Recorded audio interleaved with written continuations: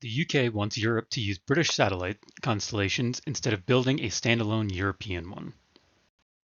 The UK Space Minister wants Europe to use British OneWeb satellites now that they have merged with Eutelsat. Europe wants to have a global sovereign connectivity network by 2027. Combining efforts with the UK could be a large cost-saving measure. The OneWeb Gen 2 platform is estimated to cost 4 billion euros, compared to a European standalone which would cost 6 billion euros. It's quite an interesting moment in the space economy. Does security mean that you have to have your own constellation, or can you have your own protected encrypted bandwidth comms platform on shared spectrum? This was a quote from George Freeman, who was the UK science minister.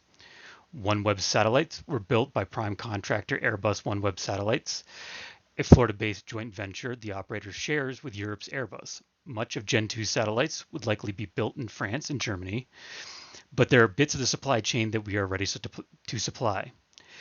This would create a large multinational supply chain that could be at risk for espionage. Europe aims to use this constellation for a range of services, including very secure communications between EU members down to publicly accessible commercial services.